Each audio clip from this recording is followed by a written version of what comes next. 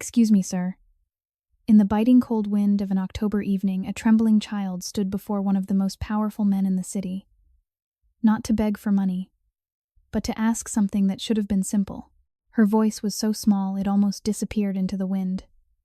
Yet it was enough to make a man who feared nothing stop in his tracks. He, the man who could command the fate of an entire city, he, the man everyone avoided, could not take his eyes off the fragile little girl, her hollow eyes marked by hunger and sleepless nights. And then, just seconds after those words, a secret began to reveal itself, something that could destroy everything he had ever built. Or save the very soul he thought he had lost. But the question is, why could a homeless little girl make a feared mafia boss collapse in the very first moment they met? If this story touched your heart, take a moment to reflect on the quiet power of kindness, especially when no one else chooses to show it. Share your thoughts in the comments and tell us where you're watching from. Which city and country are you in, and what time is it there right now? It's always amazing to see how stories like this connect people from all over the comments world. Is it United States, London, maybe Canada, Jamaica, South Africa, or anywhere we want to know? And tell us what you learned at the end of this video. If moments like this remind you of the beauty of humanity, please like the video and subscribe to our channel so you don't miss more powerful stories that celebrate compassion, courage, and the simple acts of kindness that can change a present life. In Chicago's Grant Park on a cold October evening in 2025, the wind whipped through the trees with a biting sharpness that promised winter's early arrival. Golden leaves swirled across the paved pathways like forgotten promises, dancing under the amber glow of old-fashioned street lamps. Dominic Rossi sat alone on a wrought iron bench near the fountain, his tall, fair-skinned frame wrapped in a tailored black wool overcoat that cost more than most families in this city earned in a month. At 42 years old, Dominic was a man who commanded respect and fear in equal measure. Born and raised in the working-class neighborhoods of Chicago to Italian-American parents, he had risen through sheer will and calculated ruthlessness to become one of the most powerful figures in the city's underworld. Yet tonight his mind was elsewhere. His piercing blue eyes stared at the encrypted messages glowing on his phone screen, detailing yet another challenge from rival factions trying to chip away at his empire of legitimate construction companies and hidden enterprises.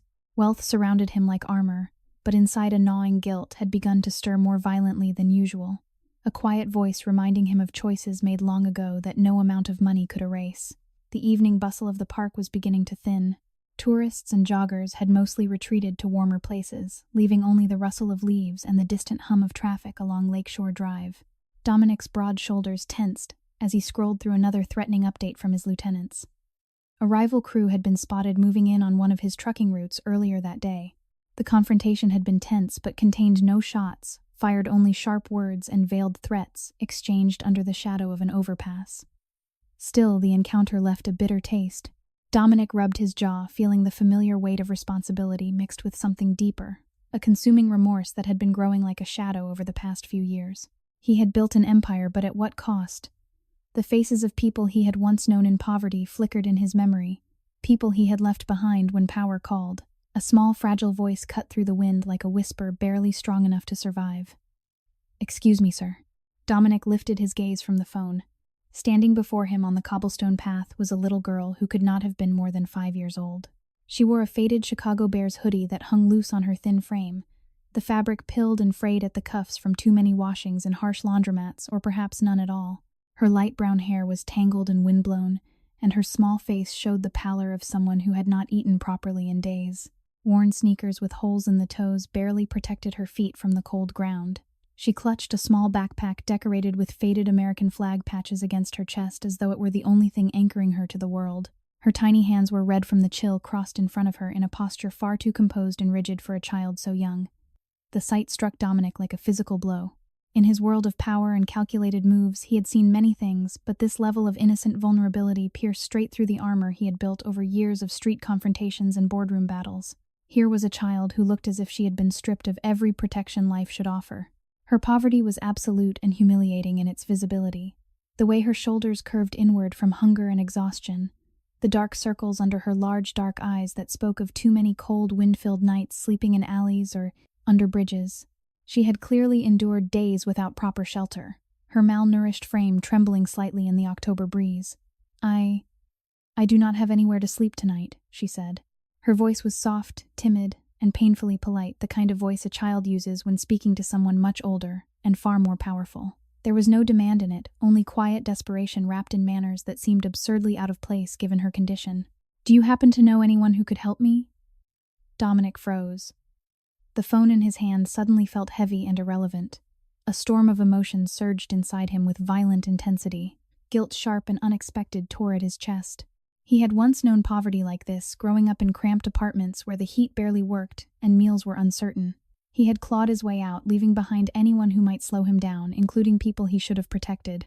Now, looking at this small girl, that old life rushed back with consuming remorse. His heart clenched with a fierce inner conflict. The powerful Mafia boss who could end lives with a word, versus the man who suddenly felt an overwhelming surge of protective love for this child he had never met. It was not romantic. It was something deeper, more primal. A fatherly instinct he had long buried under layers of ambition and violence. The love hit him instantly and passionately, a fierce wave that made his hands tremble. He wanted to shield her from every unfair blow life had dealt her.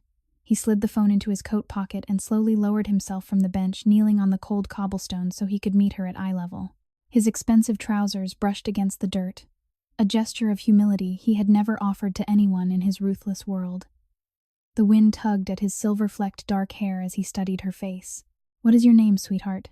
His voice, usually commanding intense street negotiations with rival factions, softened into a gentle register he barely recognized as his own. "Emily," she replied, her tone serious and measured as if making sure he understood the importance of her identity. Emily. Dominic repeated the name, settling warmly in his chest despite the turmoil raging inside. "That is a beautiful name." She nodded solemnly, then looked down at her worn sneakers before meeting his eyes again.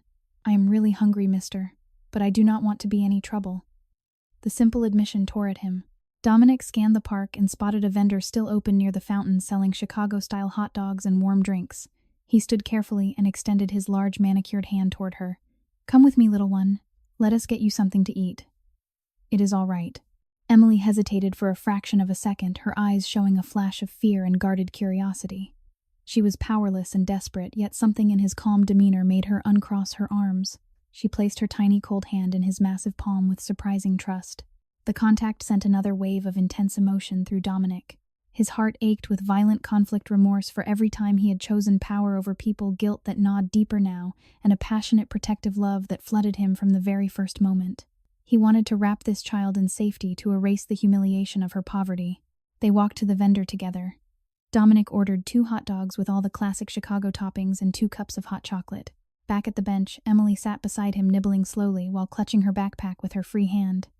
She refused to set it down even for a moment. Dominic watched her precise, careful movements, his inner turmoil growing. How many nights had she slept on concrete, thin and sleep-deprived, while he slept in penthouses overlooking the lake? The contrast was stark and humiliating for her, luxurious and now shameful for him. As she ate, a small boy around 6 years old suddenly appeared from behind a row of trees, his face etched with worry. He wore an equally ragged jacket and approached cautiously. "Emily," he called, his voice tight with suspicion. This was Tommy, her loyal best friend from the streets. He stopped a few feet away, eyes narrowing at Dominic. "Who is this man? You should not talk to strangers, especially not ones who look rich and powerful. They only cause trouble."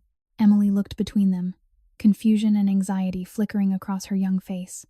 Tommy's distrust added a new layer of tension. Dominic felt the weight of the boy's words like an accusation. His own past, once desperately poor himself, made the judgment sting with deep remorse. Before Dominic could respond, Emily spoke again, her voice soft and timid. "He bought me food, Tommy. He seems kind." Tommy crossed his arms, mirroring a stubborn posture. "We have seen what kind men do. Remember the landlord who threw us out even when Mama was sick? Or the people who laughed when we asked for help?"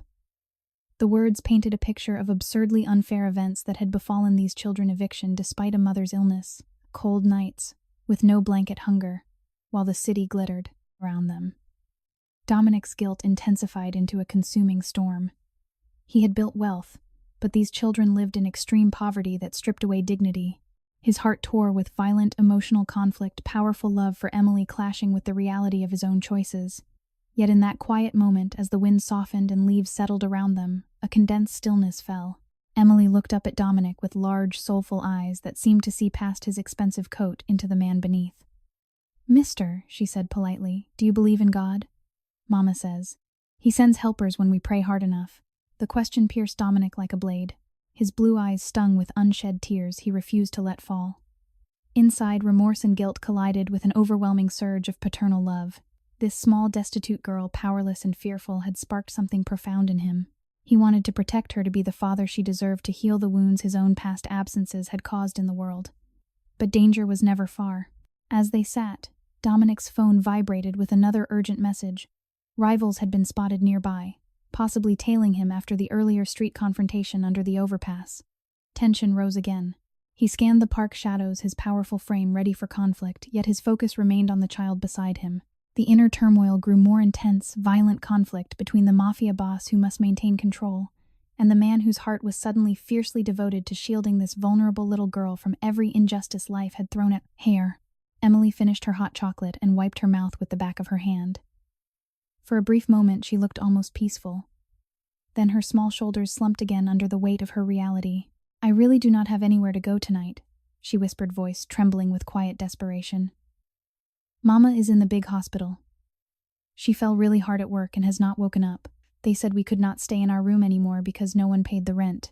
Tommy nodded grimly beside her, adding to the pitiful scene. We slept behind the dumpster last night. It was so cold the wind felt like knives. Dominic's chest tightened painfully. The unfairness was absurd and heartbreaking.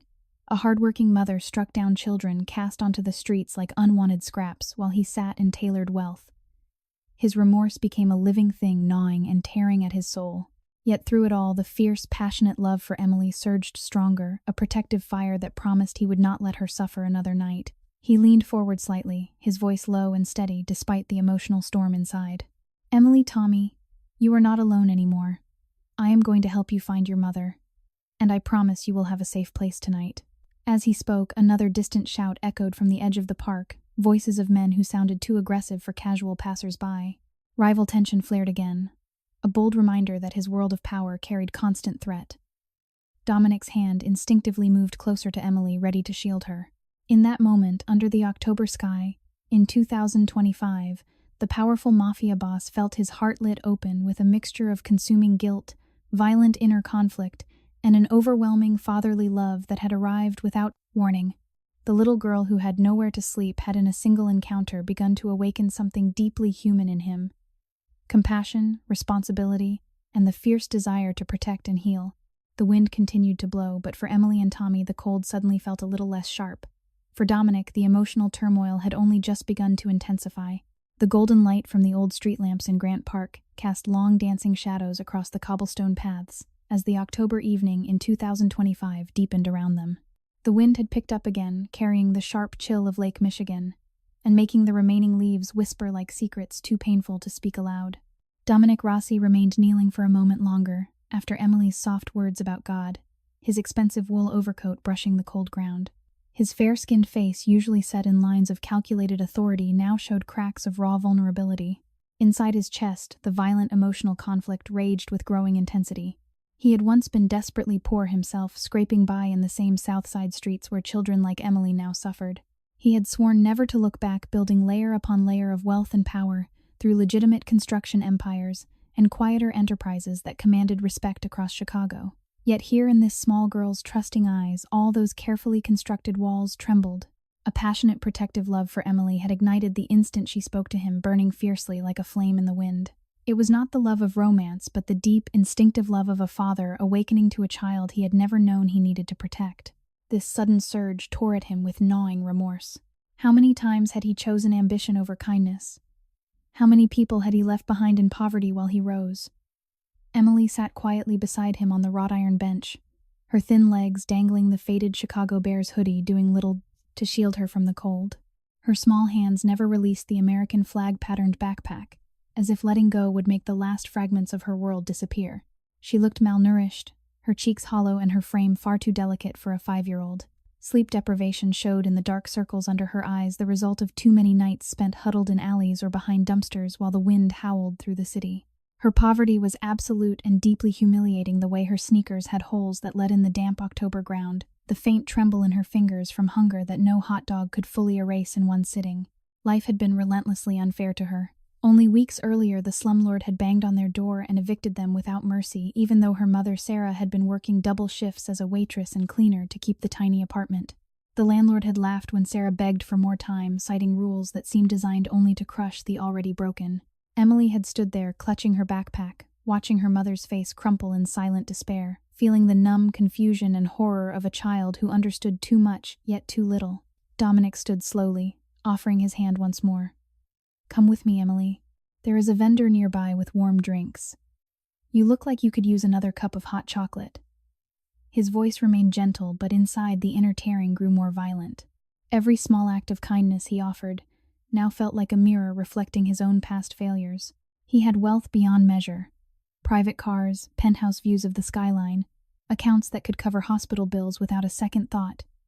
Yet this child's extreme poverty highlighted the cruel gap between his world and hers. The disparity stung with consuming remorse. They walked together along the path, Emily's tiny hand warm in his large one. The contact sent another wave of intense paternal love through him, passionate and burning. He wanted to shield her from every cold night, every unjust eviction, every moment of powerlessness she had endured. But suspicion still lingered in her guarded glances. At times she seemed fearful, her steps hesitant, as if expecting the kindness to vanish like smoke. Then curiosity would flicker her large, dark eyes, studying his face with quiet wonder. As they reached the vendor, a sudden tense scene unfolded a short distance away. 3 rough-looking men in dark jackets emerged from the shadows near the fountain, their postures aggressive. They were from a rival faction that had been challenging Dominic's control over certain trucking routes. One of them called out boldly, voice carrying on the wind. "Rossi, we saw your men near the overpass earlier. You think you can keep pushing us out? This city has enough room for new blood." The confrontation was unexpected, and sharp words laced with threat, but no weapons drawn in the public park. Dominic's body tensed, his powerful frame ready to respond. He positioned himself subtly between the men and Emily, his free hand never leaving hers. The inner conflict exploded violently inside him. The Mafia boss who could crush such challenges with a single order versus the man whose heart now burned with the need to protect this vulnerable child above all else. Remorse gnawed deeper. These street tensions were the remnants of the life he had chosen, the same life that had once left families like Emily's crushed underfoot. "Take your business elsewhere," Dominic replied calmly, but with steel in his tone. "This is not the time or place." The men exchanged glances, sensing his unyielding presence, and retreated into the shadows after a few more heated words. The encounter left a lingering suspense, a reminder that danger followed him even in moments of quiet kindness. Emily had watched the exchange with wide eyes, a flash of horror and anxiety crossing her face. She gripped his hand tighter, her small body trembling not just from cold, but from the confusion of seeing power displayed so casually. Back at the bench with fresh hot chocolate in her hands, Emily sipped slowly, the warmth seeming to bring a momentary stillness. In that condensed emotional quiet, she looked up at Dominic. "Thank you, mister. No one has been this nice to us in a long time." Her voice was soft, timid, and heartbreakingly polite for someone so young. Dominic felt his heart tear further. The unfairness of her life, sleep-deprived nights in the wind hunger, while the city celebrated its wealth around her, struck him with numbing force. He had once been that child, powerless and desperate. Now he sat in tailored luxury, the weight of his success feeling heavier than ever. Tommy, the 6-year-old boy with messy dark hair and a ragged jacket, reappeared from the tree line, his face set in stubborn suspicion. He marched up to them, stopping a safe distance away. "Emily, I told you not to go with strangers, especially not rich ones like him." Tommy's voice carried the guarded fear of a child who had seen too much. "Powerful men only hurt people. Remember when those guys took our blankets last week? Or when the shelter turned us away because they said we were too many kids without a parent?" Emily looked between Tommy and Dominic, confusion and fear mixing with curiosity. She shifted on the bench, a wave of dizziness seeming to wash over her from exhaustion and emotional overload. Her small shoulders slumped as another absurdly unjust memory surfaced the night the shelter had closed its doors despite the freezing temperatures, forcing them back into the alleys where the wind felt like knives against their thin clothes. Dominic watched the boy, his remorse intensifying into violent inner conflict. Tommy's distrust was a mirror to the world Dominic had helped shape through his rise to power. Yet the passionate love for Emily burned brighter, making him want to prove he could be different. He spoke gently to the boy. "Tommy, I am not here to hurt anyone. Emily and you both need help tonight. Your mother is in the hospital and I can take you there safely." Tommy crossed his arms, mirroring a posture of defiance that only highlighted his own pitiful state: thin arms, sleep-deprived eyes, clothes that had clearly been worn through many cold nights. "How do we know you are not like the others?" The landlord laughed when Mama cried. "The police drove past us sleeping on the sidewalk and did nothing. Everything is so unfair." The words hung heavy, evoking deep sympathy. Emily's eyes filled with quiet tears she tried to hide. In that moment of condensed stillness, the park seemed to hold its breath. Dominic's heart ached with consuming guilt and a fierce protective attachment that had taken root instantly and grown with passionate intensity. He saw himself in these children. The desperation, the powerlessness, and the violent emotional tearing inside him escalated. He wanted to erase their misery, to wrap them in the safety his wealth could provide. Emily reached out her small hand again, this time placing it on Dominic's sleeve. The gesture was tentative at first, born of guarded curiosity, but it quickly shifted into overwhelming trust.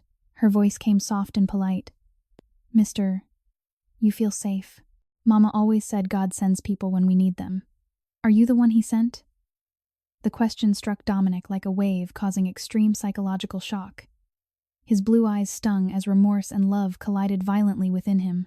He had abandoned people like Sarah and possibly children like Emily in his climb to the top. Now this destitute little girl, thin and humiliated by poverty, was offering him trust he felt he did not deserve. The inner turmoil grew numbingly intense, tearing at the very core of who he had become.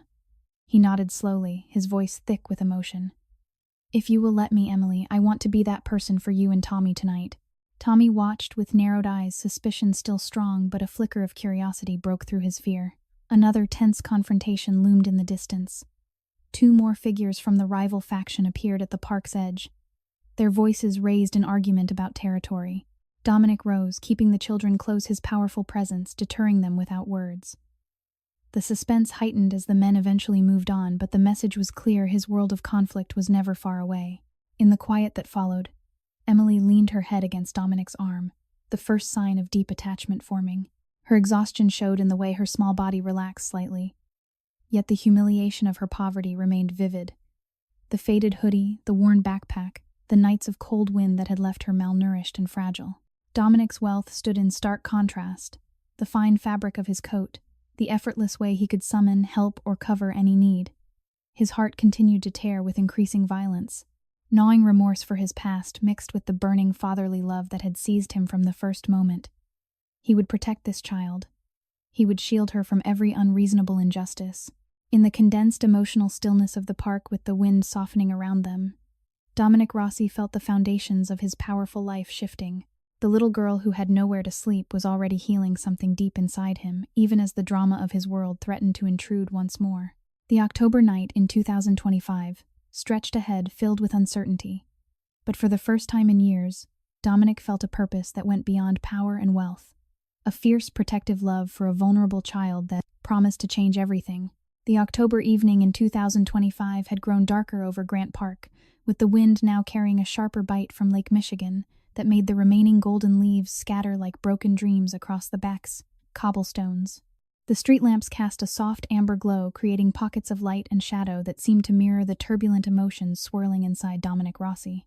He sat on the wrought iron bench, his tall, fair-skinned frame still wrapped in the tailored black wool overcoat that spoke of the immense wealth he had built through years of calculated power in Chicago's construction empires and quieter enterprises. His piercing blue eyes remained fixed on little Emily, who sat beside him with her thin legs dangling and her small hands never loosening their grip on the American flag-patterned backpack. Tommy stood a short distance away, arms crossed in stubborn suspicion, his ragged jacket doing little to hide his own malnourished frame. Inside Dominic, the violent emotional tearing had grown even more intense since the first moment he had laid eyes on Emily.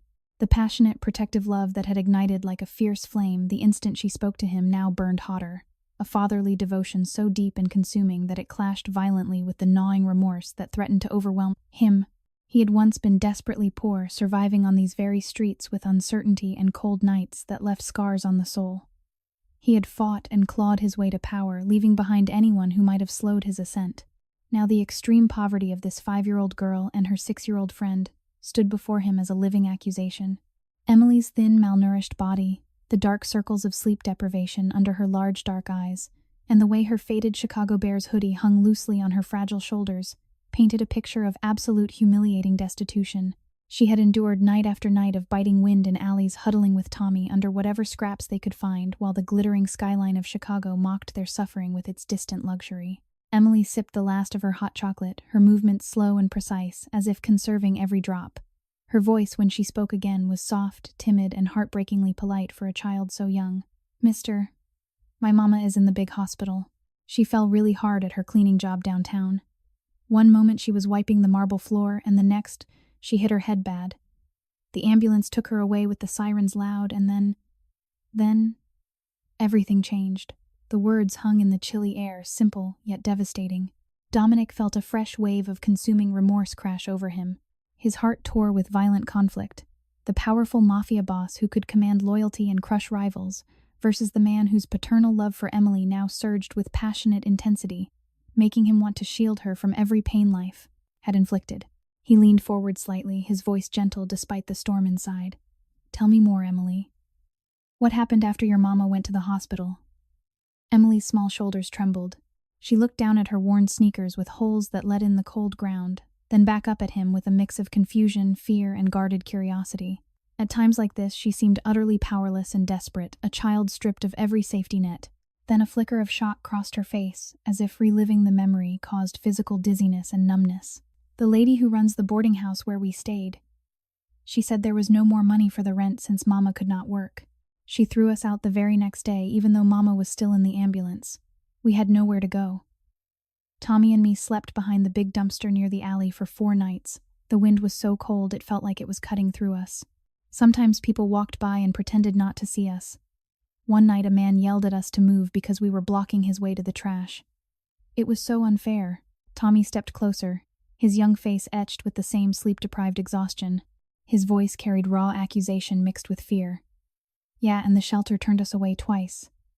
They said they were full and we needed a grown-up with papers. But our grown-up was in the hospital. We shared one thin blanket Mama had left us." Emily cried because her feet were freezing. "I tried to be brave, but I was scared every single night."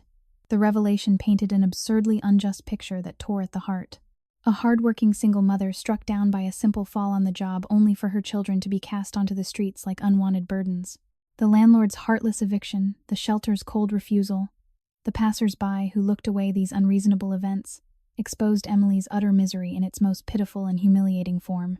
Thin and malnourished, enduring wind-filled nights that left her body weak and her spirit tested beyond endurance, she sat there clutching her backpack as her only remaining treasure. Dominic's wealth stood in stark increasing contrast. The fine fabric of his coat, the effortless security his power provided the ability to change lives with a single decision, yet this disparity only deepened his inner torment. Remorse gnawed at him like a living wound. He had built an empire while children like Emily suffered in the shadows of the same city. A moment of quiet, condensed emotional stillness fell over the bench. The wind softened briefly, and Emily looked up at Dominic with those large, soulful eyes that seemed to hold both fear and a growing, overwhelming trust. The attachment was forming rapidly now, passionate and intense from the very first spark. She shifted closer to him on the bench, her small hand reaching out to touch the sleeve of his expensive coat. "You are not like the landlord, mister. He yelled and laughed when Mama begged. You bought us food and listened. Are you really going to help us find Mama?" Her voice remained soft and timid, polite in the way only a child who has known too much hardship can be when addressing someone older and more powerful. Dominic felt extreme psychological shock ripple through him. This destitute little girl who had every reason to be guarded and fearful was placing her fragile trust in him. The violent inner conflict escalated. The man who had once been poor and powerless, now sat in luxury, suddenly loved and depended upon by a child whose suffering mirrored the life he had escaped. His paternal love for Emily burned fiercer, a deep healing force that clashed violently with the gnawing guilt over every choice that had distanced him from compassion. Before he could answer, another bold and unexpected street confrontation heightened the suspense. From the tree-lined path leading toward the park exit, 3 men in dark jackets emerged once more, the same rival faction that had challenged him earlier near the fountain. Their leader called out with aggressive confidence, voice carrying clearly in the night air. "Rossi, you think hiding in the park changes anything? We heard you are moving on our routes again. This city does not belong to just one man anymore." The tension escalated quickly but remained contained to sharp words and posturing, no weapons drawn in the public space. Dominic rose to his full height, positioning his body protectively in front of Emily and Tommy. His powerful presence radiated authority, the wealth and influence he commanded evident in the way the rivals hesitated despite their bold words. Inside, the drama tore at him numbingly. These conflicts were the price of his empire, the same empire that now felt hollow compared to the desperate need of the two children beside him. He responded with calm steel. "Walk away. This is not the night for your games." The men exchanged glances, sensing the unyielding force behind his words, and eventually retreated into the shadows after a few more heated exchanges. The encounter left a lingering suspense, a reminder that danger circled even as Dominic tried to offer safety. Emily had watched the scene with wide eyes, a wave of anxiety and horror flashing across her face. She swayed slightly on the bench as if the stress caused a moment of dizziness and loss of balance. Tommy placed a protective arm around her shoulders, his own fear evident but mixed with curiosity about the powerful man who seemed to command respect without raising his voice. In the stillness that followed, Emily's voice came again, soft and trembling with the weight of her emotions.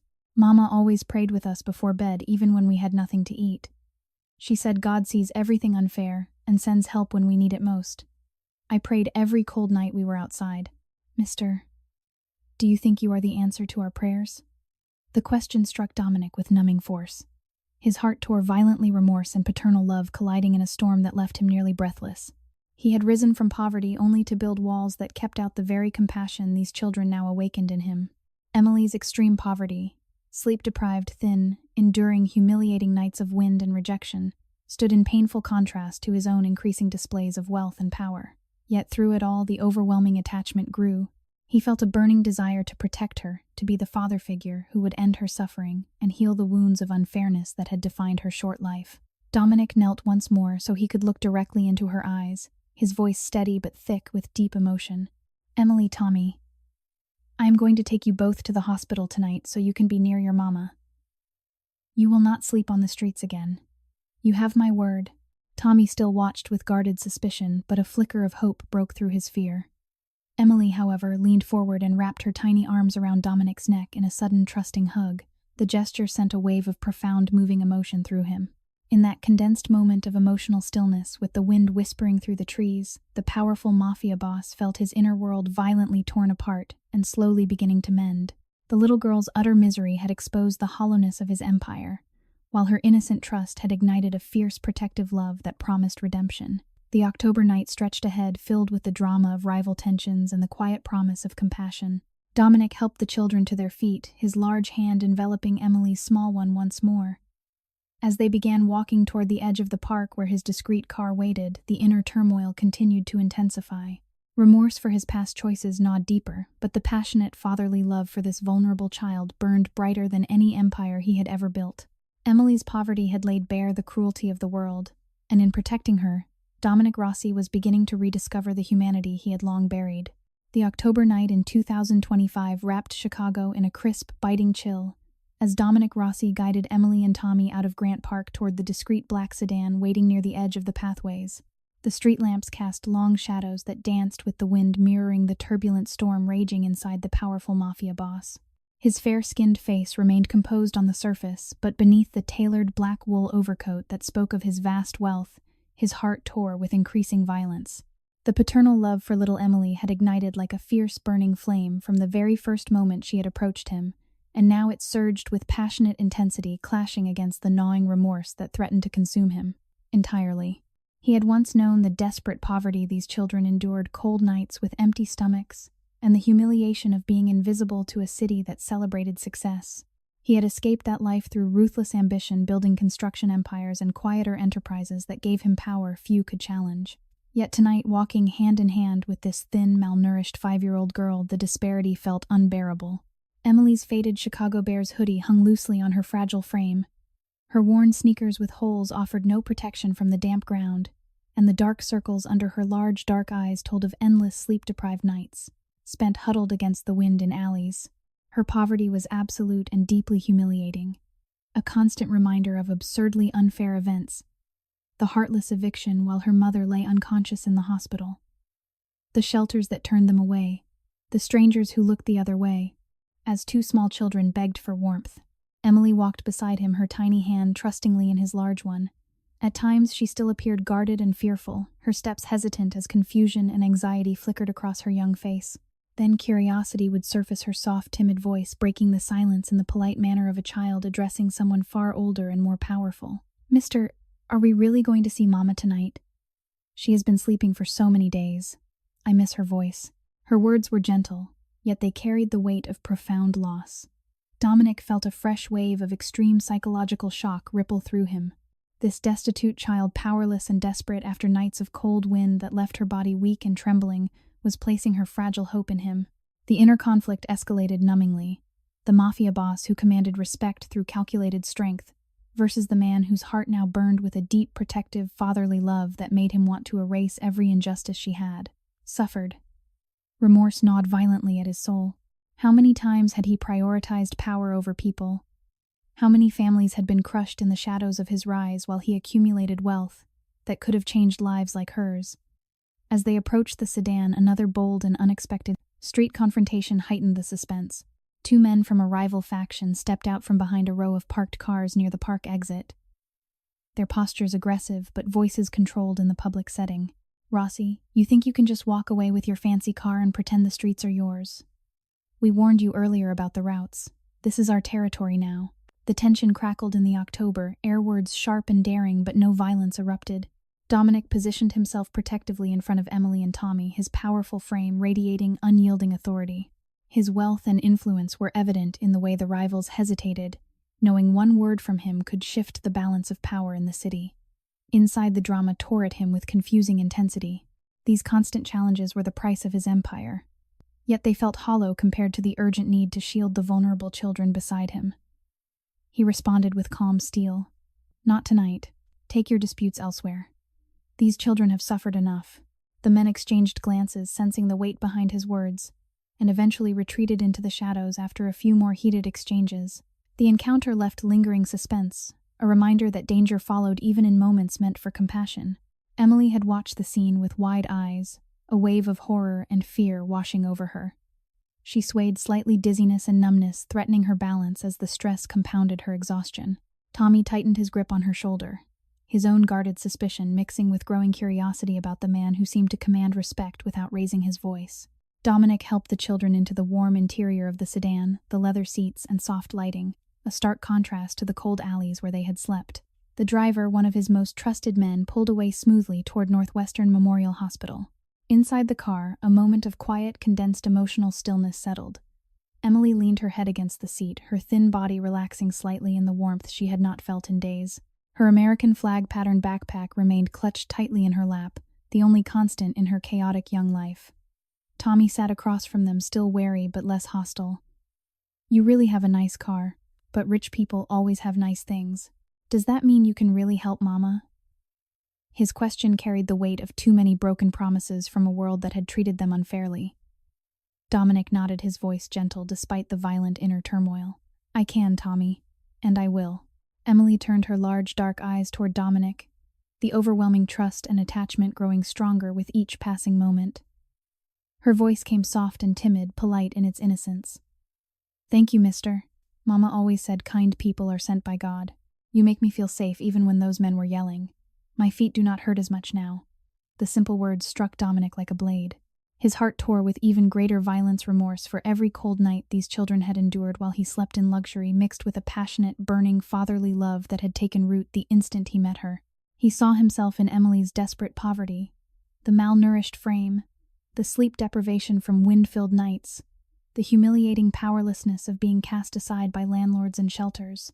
Yet here she was suddenly protected by a wealthy and powerful man, her suspicions slowly transforming into deep attachment. The psychological shock left him numb. He had escaped poverty only to build walls around his heart, and now this small girl was tearing them down with her innocent trust. The car glided through the Chicago streets, passing glittering buildings that symbolized the wealth he commanded. Dominic's displays of power and resources intensified the disparity. He could summon the best medical care with a single call, while Emily and Tommy had been reduced to begging for scraps. Another absurdly unfair memory surfaced when Emily spoke again, her voice trembling with inner torment. "Before Mama fell, we had a tiny room with one bed. The landlord raised the rent again, even though Mama worked every day. When she got hurt, he said we had to leave immediately. We packed everything in our backpacks and slept outside. One night it rained so hard we got soaked and no one helped us. It hurt inside my chest, thinking Mama was all alone in the hospital. Tears welled in her eyes, though she tried bravely to hide them. The scene evoked deep sympathy, the pitiful image of two small children, enduring rain and wind, while their mother fought for her life, rejected by systems meant to protect the vulnerable. Tommy added quietly, I tried to find food in the trash sometimes. Emily shared everything with me even when she was hungrier. Dominic's remorse became a living fire, violently tearing at his inner world. His wealth, private drivers, unlimited resources, the ability to command loyalty felt heavy with guilt. He reached out and gently placed his hand over Emily's small one, the contact deepening the bond. In that quiet moment inside the car away from the street confrontations, Emily looked up at him with overwhelming attachment. Her fear had softened into curiosity and trust, her voice soft and polite. You are warm, mister, like a real daddy would be. I prayed every night we were cold. Maybe God really sent you. The words caused extreme psychological shock to ripple through Dominic. His blue eyes stung with unshed tears he refused to let fall in front of the children. The inner conflict escalated to a numbing peak. The man who had once been powerless now sat in luxury, suddenly becoming the protector for a child whose misery laid bare the cruelty he had helped perpetuate through his rise. His paternal love for Emily burned with passionate intensity, a fierce desire to heal her wounds and give her the safety she had never known. When the sedan arrived at Northwestern Memorial Hospital, Dominic stepped out first, helping Emily and Tommy onto the brightly lit entrance path. The hospital's grand facade symbolized care and resources, yet he knew how easily the poor could be lost in its system. Another tense confrontation waited unexpectedly near the entrance.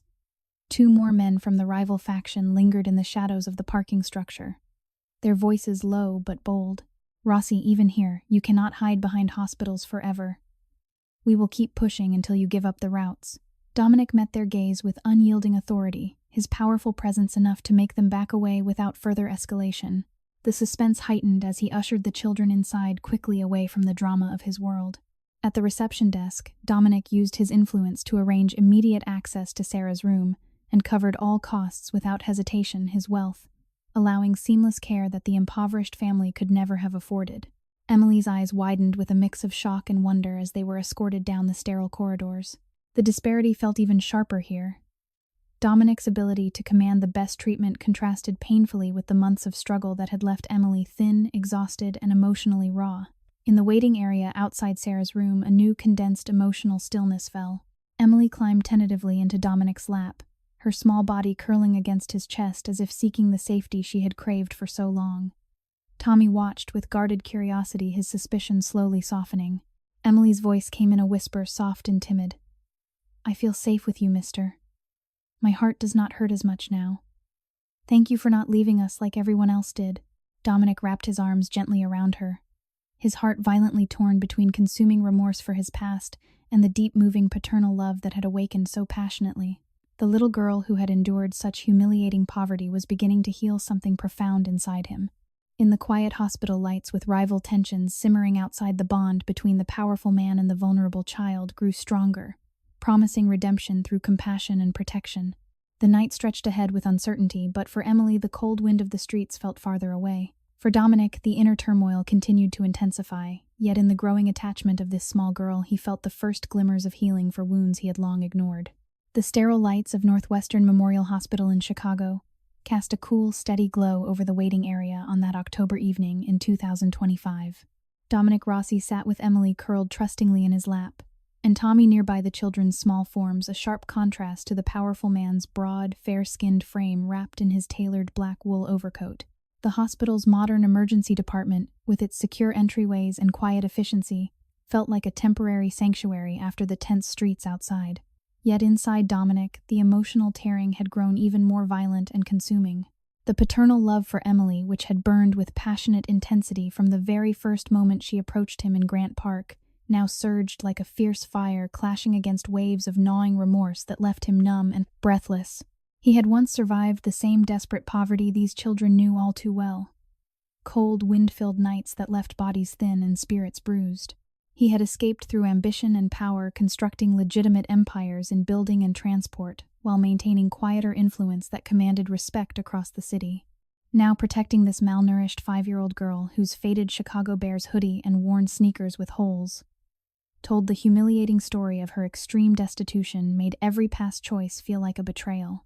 Emily rested her head against his chest, her tiny hand still clutching the American flag-patterned backpack as though it were her last anchor. She had endured too many absurdly unfair events. The sudden eviction while her mother Sarah lay unconscious after a terrible fall at her cleaning job nights, sleeping in alleys where the biting October wind cut through thin clothes like knives, shelters that turned them away because there was no adult with proper papers. Her poverty was deeply pitiful, sleep-deprived, fragile, and powerless, leaving her body weak, and her young mind burdened with worries no child should carry.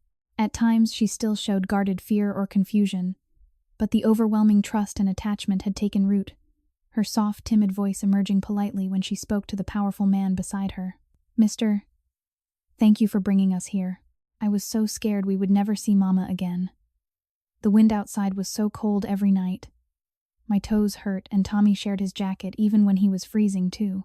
Her words, gentle and polite for her age, struck Dominic with extreme psychological shock. This destitute child who had known only rejection and hardship was offering him gratitude and trust that felt undeserved. The inner conflict escalated numbingly. The Mafia boss who could orchestrate moves across Chicago's underworld versus the man whose heart now ached with a deep, burning fatherly love that demanded he shield her from every remaining pain. Remorse tore at him violently. His wealth allowed him to cover every hospital cost without hesitation, summoning the best care while Emily had survived on scraps and prayers. The disparity was cruel and humiliating for her, a constant reminder of how the world had failed a hard-working mother and her children. Tommy sat close, his suspicion softening into cautious curiosity, though he still watched Dominic with wary eyes. "You really paid for everything rich people do, not usually do that for kids like us." The landlord laughed when Mama cried about the rent. "The hospital people before said we needed insurance we did not have." Another layer of Emily's misery surfaced in the quiet waiting area, an absurdly unfair memory of hospital staff, earlier turning them away from even basic information because there was no guardian or payment. The children had stood outside in the chill, thin and exhausted, while their mother fought alone inside. Dominic's remorse deepened into a living wound, his powerful resources now a heavy weight of guilt. A condensed moment of emotional stillness fell over them. Emily looked up at Dominic with large, soulful eyes filled with growing attachment. Her voice came soft and timid. "You make the scary feelings go away a little. It is like having a daddy who can fix things. I prayed so many times when we were cold and hungry. Maybe you are part of the answer." The innocent words caused Dominic's heart to tear with even greater violence. He had risen from poverty only to build walls of power and isolation. Now this small, vulnerable girl, once suspicious and fearful, was clinging to him with passionate trust that healed something profound inside. His paternal love burned fiercer, a fierce desire to be the protector she deserved to end the cycle of injustice that had defined her short life. Yet danger from his world refused to stay distant.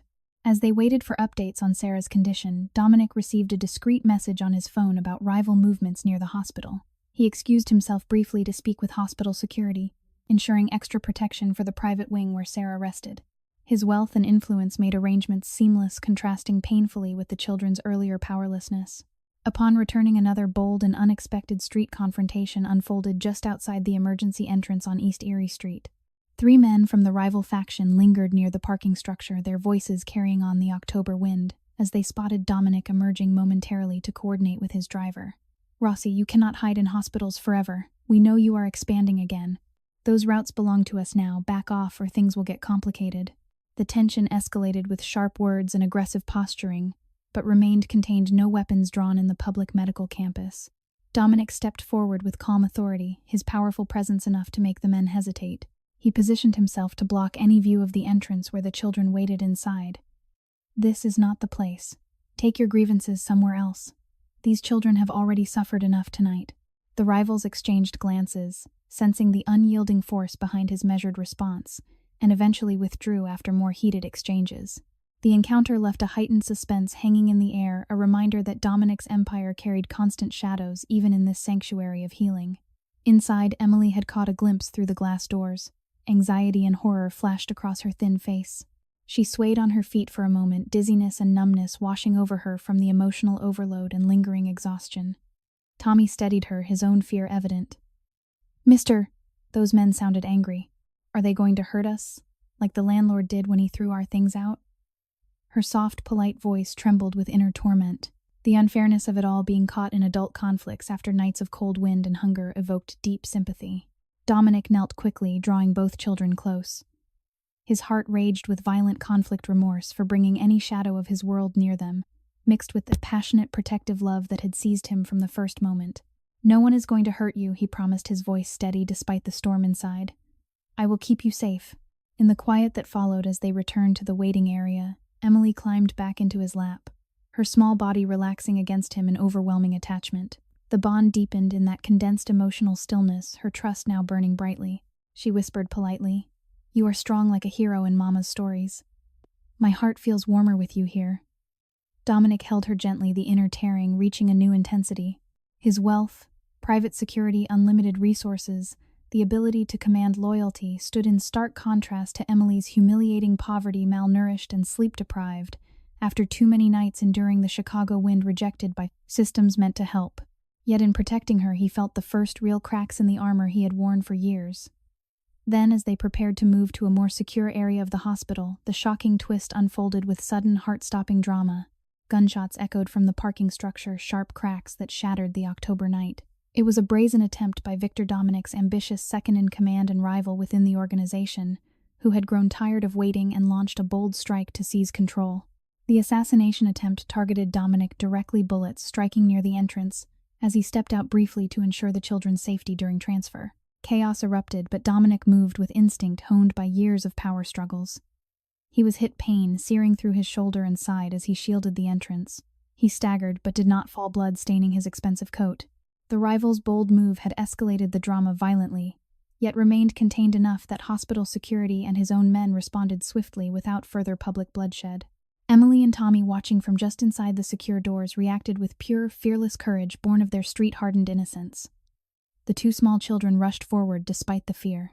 Emily's thin arms reached out, her tiny hands pressing desperately against Dominic's wounds with her own hoodie, trying to stop the bleeding. Tommy did the same, using his ragged jacket. "Mr. Hold on," Emily cried, her voice soft yet fierce with determination, tears streaming down her malnourished cheeks. "Do not leave us like Mama almost did. I prayed for you too." Dizziness and horror washed over her, but she refused to pull away, her overwhelming trust and attachment driving her actions. Tommy added through gritted teeth, "You helped us when no one else would. We are not letting you fall." Their innocent kindness in that life-threatening moment kept Dominic conscious, their small hands and prayers, a lifeline amid the pain. Dominic felt extreme psychological shock and a violent tearing of his heart unlike anything before. Here were two destitute children, thin, exhausted from nights of cold wind and humiliation, who had every reason to run, yet they stayed to protect the powerful man who had shown them compassion. His remorse crashed over him like a wave for the life that had invited this danger, for the poverty he had escaped, while others suffered for the fatherly love that now burned so passionately it hurt. These vulnerable children were healing him even as they tried to save him. Hospital staff rushed in, securing the area as Dominic's men neutralized the immediate threat without further escalation. Dominic was moved quickly to a private treatment area, the children staying close, their tiny hands never fully letting go. In the aftermath, as medical teams worked, a profound quiet settled. Emily leaned against him, her voice a soft, timid whisper full of deep emotion. "You are going to be okay, mister. God sent you to us. Now we are here for you too." Dominic's blue eyes stung with unshed tears. The inner turmoil had reached a numbing, violent peak, remorse and guilt tearing at him, while the passionate, protective fatherly love for Emily, and now Tommy's growing place in his heart, filled him with purpose. His wealth and power had failed to shield him from betrayal, but the innocent kindness of these impoverished children who had endured so much unfairness was mending something deep inside. The October night in 2025 had turned dangerous. Yet in the hospital lights, the bond between the powerful Mafia boss and the vulnerable little girl grew unbreakable. Emily's overwhelming trust, forged from suspicion to fierce attachment, had become the anchor Dominic never knew he needed. As pain and remorse warred within him, the children's simple act of compassion shone like a light in the darkness, promising that healing, both physical and emotional, might yet come through the smallest, most unexpected hands. The private wing of Northwestern Memorial Hospital's Feinberg Pavilion offered a quiet haven of soft lighting and private rooms with large windows overlooking the Chicago skyline on that chilly October night in 2025. Dominic Rossi lay in a secure recovery suite, his tall, fair-skinned frame bandaged and connected to monitors that beeped steadily. The wounds from the assassination attempt in the parking structure, painful grazes to his shoulder and side, had been treated swiftly thanks to his wealth and influence, which commanded the best care without delay. Outside the window, the city lights glittered against the dark, the wind still carrying the sharp October chill that had tormented Emily and Tommy for so many nights.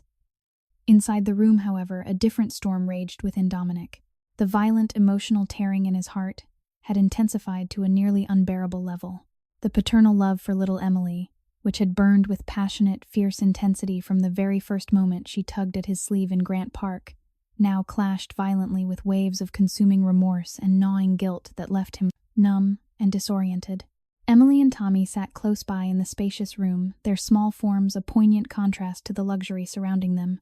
The hospital had provided comfortable chairs that converted into visitor beds, a level of comfort the children had never known. Emily's thin, malnourished body still showed the marks of her extreme poverty, the faded Chicago Bears hoodie now stained with traces of Dominic's blood from her desperate efforts to help him, her worn sneakers with holes placed neatly beside the chair, her large dark eyes heavy with sleep deprivation from too many wind-filled nights in alleys.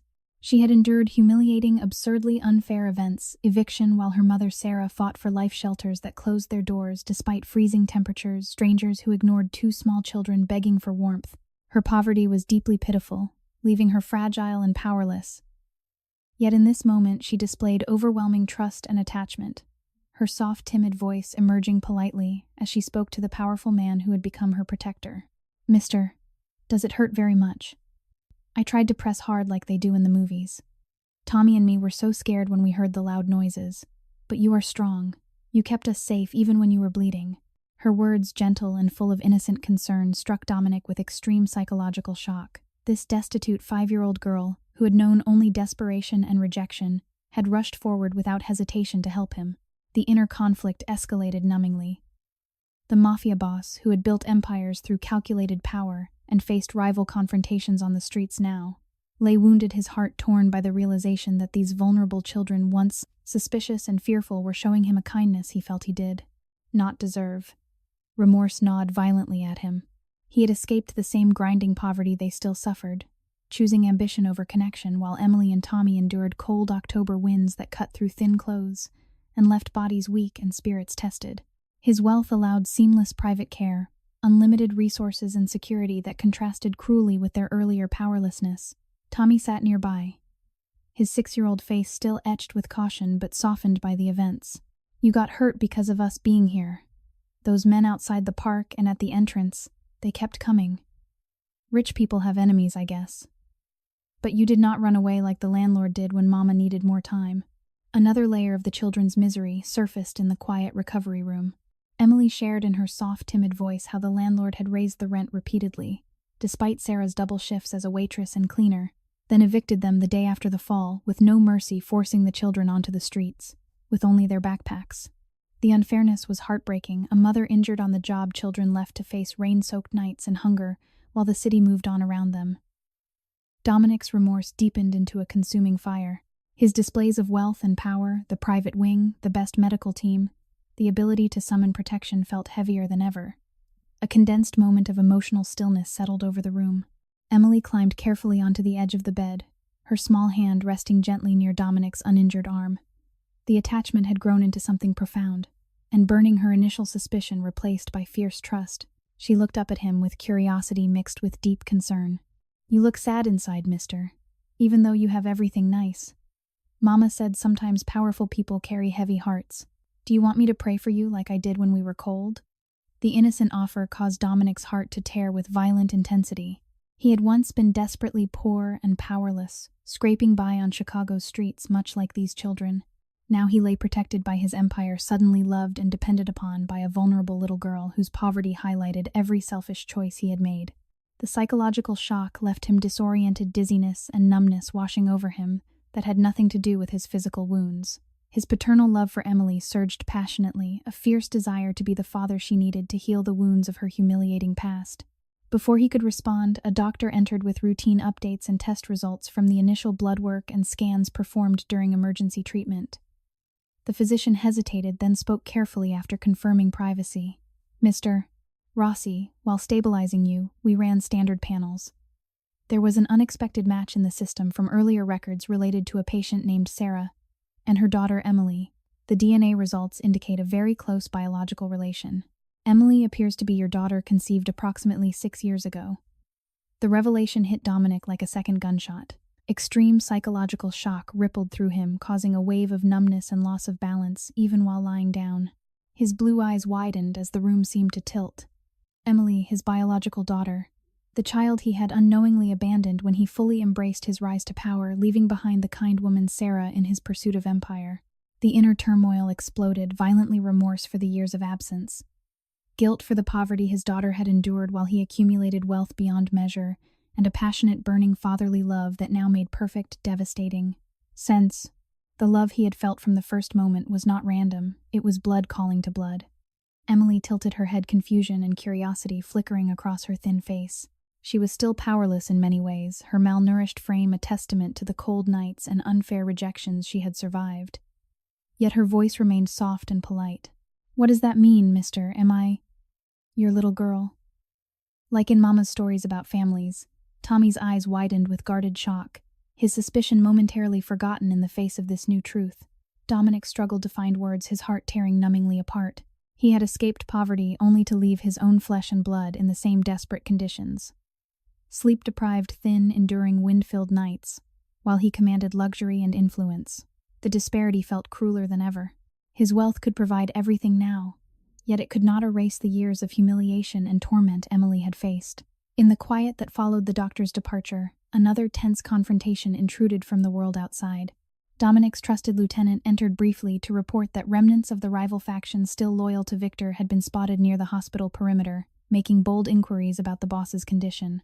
Words were exchanged over secure lines, sharp warnings without physical escalation, but the suspense heightened once more. Dominic issued calm orders to maintain security, his powerful presence undiminished despite his injuries. Emily, sensing the shift, leaned closer. A wave of anxiety crossed her face, but it quickly gave way to overwhelming attachment. She whispered timidly, "If I am your daughter, does that mean you will not leave like the others did?" My heart feels funny, happy and scared at the same time. The words caused fresh, violent inner conflict within Dominic. Remorse crashed over him like the October wind outside, tearing at the foundations of the man he had become. He had chosen power over family once, and his own child had paid the price with nights of cold and hunger. Now protected by his wealth and influence, Emily offered him trust that felt like redemption. His paternal love burned fiercer than ever, a deep, moving force that promised he would never abandon her again. In that condensed emotional stillness, with monitors beeping softly and the city lights twinkling beyond the window, Dominic reached out with his uninjured hand and gently touched Emily's tangled hair. "Yes, Emily, you are my daughter, and I am so sorry for all the time we lost. I will protect you and Tommy and your mama with everything I have." Tears welled in the little girl's eyes, though she tried to stay brave. The unfair events of her young life eviction, Cold Alley's rejection, had led to this moment of shocking revelation and profound connection. Dominic's heart continued to tear with increasing intensity, remorse and guilt warring against the passionate fatherly love that had awakened so fiercely, and now found its true source. Tommy watched quietly, his curiosity deepening. The bond in the private hospital room grew stronger amid the drama of rival tensions and the weight of identity. Emily's overwhelming trust, forged through suspicion and fear into burning attachment, had become the light piercing Dominic's inner darkness. As recovery began in body and soul, the powerful Mafia boss understood that his empire meant nothing compared to the small, malnourished girl who had endured so much, yet offered him the chance to heal what he had broken. The October night deepened, but in the quiet suite, a new chapter of protection, responsibility, and emotional healing had begun between the wealthy man and the vulnerable child who was against all odds his own. The soft glow of the private recovery suite in Northwestern Memorial Hospital bathed the room in gentle warmth on that October night in 2025. The Chicago skyline twinkling beyond the large windows like distant stars, indifferent to human suffering. Dominic Rossi rested against the elevated bed, his fair-skinned face pale from blood loss, and the emotional weight pressing upon him the bandages on his shoulder, and sighed a visible reminder of the assassination attempt that had nearly torn everything apart. His powerful frame, usually commanding respect in the worlds of legitimate construction empires and quieter enterprises, now felt vulnerable in ways he had never allowed before. Inside his chest, the violent emotional tearing had intensified to a level that left him numb and disoriented the paternal love for Emily burning with passionate, fierce intensity from the very first moment she had spoken to him in Grant Park, now deepened by the shocking revelation that she was his biological daughter. This love clashed violently with consuming remorse and gnawing guilt that threatened to overwhelm him entirely. Emily sat curled on the edge of the bed, her thin, malnourished body still wrapped in the faded Chicago Bears hoodie stained from the night's chaos. Her large, dark eyes, heavy with sleep deprivation from countless cold, wind-filled nights in alleys, watched him with a mixture of concern and deepening attachment. She had endured so many absurdly unfair events. The heartless eviction the day after her mother Sarah's fall nights, huddled with Tommy behind dumpsters while the October wind cut through their thin clothes like invisible knives. Shelters that turned them away because there was no guardian with proper paperwork. Her poverty was deeply pitiful and humiliating, fragile frame too small for her age, cheeks hollow from hunger, feet sore from worn sneakers with holes that had offered no protection from the damp ground. At times she still appeared fearful or confused, a powerless child suddenly thrust into a world of wealth and danger. Yet her soft, timid voice emerged politely when she addressed the powerful man who had become her anchor. "Daddy, can I call you that now? It feels strange but nice. Your shoulder looks like it hurts a lot. I wish I could make it better the way Mama makes scrapes better with kisses." The word daddy struck Dominic with extreme psychological shock, causing a wave of dizziness and numbness that had nothing to do with his physical injuries. This destitute little girl who had known only desperation and rejection was claiming him with overwhelming trust and attachment that had grown passionately and intensely from their first encounter. The inner conflict escalated numbingly, the Mafia boss who had built his empire by leaving the past behind, versus the father whose heart now ached with violent remorse for the 6 years his own child had suffered in poverty while he accumulated wealth and power. He had once been desperately poor himself, surviving similar Chicago streets. Yet he had chosen ambition over family, leaving Sarah and unknowingly his daughter to face the same grinding humiliation he had escaped. Tommy sat in the visitor chair nearby, his 6-year-old face still carrying traces of guarded suspicion, though the events of the night had begun to chip away at his defenses.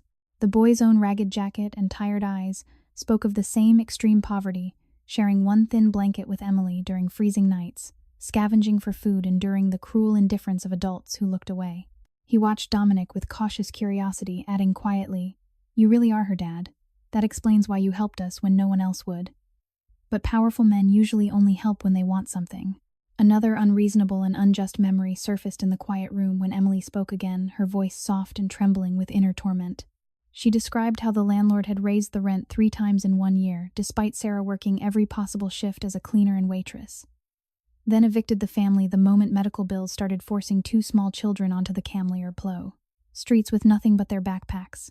The unfairness was heartbreaking, a mother injured on the job, children left to face rain and wind, while the city's lights glowed mockingly in the distance. Dominic's remorse became a violent storm inside him. His wealth allowed him to secure the entire private wing, summon top specialists, and provide every comfort, yet it could not erase the years of Emily's humiliating suffering. The disparity felt crueler with each passing moment. A condensed moment of emotional stillness fell over the suite. Emily reached out her small hand and gently rested it on Dominic's uninjured arm, her touch light but filled with trust. The attachment had deepened into something profound, and burning her initial fear replaced by fierce, innocent love. She looked up at him with heightened curiosity mixed with deep emotion. "Even when those men were yelling outside and the loud noises happened, you tried to keep us safe. I was scared and dizzy, but holding your hand made the bad feelings smaller. Will you stay with us, even if your work is dangerous?" The question caused Dominic's heart to tear with even greater violence. He had risen from poverty only to build walls that isolated him, and now his own daughter, thin, malnourished, and sleep-deprived from too many nights of cold wind, was offering him the chance to be the father she had never known. The psychological shock left him disoriented, remorse and guilt, warring against the passionate fatherly love that demanded he protect and heal her. As the night progressed, Dominic's condition took a dangerous turn. A severe infection set in from the wounds, bringing high fever and chills that left him sweating and shivering despite the controlled hospital environment. The drama escalated increasingly, his powerful body fighting while his mind spiraled into deeper turmoil. Emily and Tommy refused to leave his bedside. The hospital staff offered to take the children to a separate room for rest, but both shook their heads with stubborn determination. Emily climbed carefully closer, her tiny hands stroking his forehead with the same gentle care she had once used to share scraps of food with Tommy on the streets. Her voice remained soft and polite, though trembling with anxiety and fear for him. You are burning up, Daddy, just like when Tommy and me got sick from the rain. But you are going to be okay. I will pray the way Mama taught me. Dear God, please make my daddy strong again. He helped us when we had nowhere to sleep and nothing to eat. Amen. Tommy, watching the scene, felt his own guarded walls begin to crack. The boy who had warned Emily not to trust powerful men now witnessed genuine vulnerability and kindness. In a life-threatening moment when Dominic's fever spiked and he murmured in discomfort, Tommy stepped forward, his small voice breaking through his remaining suspicion. I thought all rich guys were like the landlord who laughed when we cried, or the people who drove past us sleeping on the sidewalk. But you got hurt trying to keep us safe. You paid for everything and did not leave us outside. Maybe you are not a monster after all. The turning point for Tommy was profound and moving. Tears filled the 6-year-old's eyes as he placed his small hand over Emily's on Dominic's arm. The second child's emotional shift added another layer of healing his distrust, dissolving into reluctant acceptance and budding loyalty. Dominic, fighting through the fever, felt the inner tearing reach a numbing peak. These two vulnerable children, once desperate and powerless after nights of humiliating poverty, were now the ones offering comfort and strength. His remorse for the years of absence and the life that had invited danger into their world clashed violently with the fierce, protective, fatherly love that burned brighter than any empire he had built. Another tense confrontation intruded when one of Dominic's lieutenants entered quietly to report that Victor's remaining supporters had made another bold inquiry near the hospital loading area, using sharp words to test loyalties, and spread rumors about the boss's weakened state. The exchange was contained to urgent phone calls and discreet instructions, heightening the suspense without physical escalation. Dominic issued calm orders despite his condition, his wealth and influence still commanding respect even from a hospital bed. In the quiet that followed, Emily leaned her head against his uninjured shoulder, her thin body relaxing in the safety she'd craved for so long. The condensed emotional stillness wrapped around them like a gentle blanket. She whispered timidly, her voice full of overwhelming attachment. I am glad you are my daddy. Even if it hurts, sometimes having you makes the cold nights feel far away. Tommy thinks so too now. Tommy nodded slowly, his turning point complete. Yeah, you are okay. Thanks for not being like the others who hurt us. Dominic's blue eyes stung with unshed tears as the violent inner conflict continued to rage, remorse for every unfair event that had befallen his daughter and her loyal friend, guilt for the poverty they had endured while he lived in, luxury, and a deep, moving paternal love that promised redemption and healing. His wealth allowed him to provide security, comfort, and the best care. Yet it was the innocent kindness of these two small children that was mending the deepest wounds in his soul. As the fever slowly began to ease under medical attention, the bond between the powerful Mafia boss and the vulnerable children grew even stronger in the quiet hospital room. Emily's passionate trust, forged through suspicion, fear, and shock into burning attachment, had become the light guiding Dominic through his inner darkness. Tommy's emotional turning point added another layer of hope, revealing the transformative power of genuine compassion. In that October night, amid rival tensions simmering outside and the weight of revealed identity, Dominic understood that true strength lay not in empire or wealth, but in the small hands and unwavering hearts of the children who had nowhere to sleep, yet had given him a reason to heal and become the father they deserved. The inner turmoil continued to intensify, but for the first time it carried the promise of redemption through the deepening father-child bond that was slowly knitting his broken world back together. The early morning light of October in 2025 filtered softly through the blinds of the private recovery suite at Northwestern Memorial Hospital, casting gentle patterns across the room where Dominic Rossi continued his slow healing. His fair-skinned face showed the strain of the night's fever and the deeper wounds that no medicine could fully reach. The powerful Mafia boss who commanded respect through his legitimate construction empires and quieter enterprises across Chicago lay bandaged and reflective, his heart caught in an ever-intensifying storm of violent, emotional tearing. The paternal love for Emily, which had ignited with passionate, burning intensity the moment she approached him in Grant Park, now consumed him with even greater force after the revelation that she was his biological daughter. This love clashed violently with consuming remorse and gnawing guilt that left him numb, disoriented, and struggling for breath. He had once known the desperate poverty these children endured, yet he had chosen power over presence, leaving his own flesh and blood to suffer in the shadows of the same city where he now wielded influence. Emily sat beside the bed, her thin, malnourished frame still wrapped in the faded Chicago Bears hoodie that carried stains from the previous night's chaos. Her large, dark eyes, shadowed by chronic sleep deprivation from too many cold, wind-filled nights in alleys, watched him with unwavering attachment. She had endured so many absurdly unfair and humiliating events. The sudden eviction while her mother Sarah lay unconscious after a fall at her cleaning job. Nights huddled with Tommy behind dumpsters as the October wind cut through the thin clothes shelters that turned them away with cold. Indifference because there was no adult guardian with proper documents. Her poverty was absolute and deeply pitiful, fragile body. Too small and weak for a 5-year-old, cheeks hollow from prolonged hunger, feet sore and blistered from worn sneakers with holes that had offered no protection against the Pernick, damp, unforgiving streets. At times, she still showed flickers of confusion or lingering fear, a powerless child suddenly enveloped in a world of wealth and danger. Yet her soft, timid voice emerged politely when she spoke to the man she now called Daddy. "Daddy, you look a little better this morning. The fever went down right. I stayed awake most of the night praying like Mama taught me." Tommy did too, even though he was scared at first. Her gentle words full of innocent concern struck Dominic with fresh, extreme psychological shock. This destitute little girl who had known only desperation and rejection was now his daughter, offering comfort with overwhelming trust and attachment that had grown passionately from their very first encounter. The inner conflict escalated numbingly. The ambitious man who had escaped poverty by building an empire versus the father, whose heart tore violently at the realization of the years his child had suffered while he lived in luxury. Remorse gnawed at him like the Chicago wind outside, reminding him of every cold night Emily had endured without his protection. Tommy sat nearby, his suspicion almost entirely replaced by a quiet loyalty after the previous night's turning point.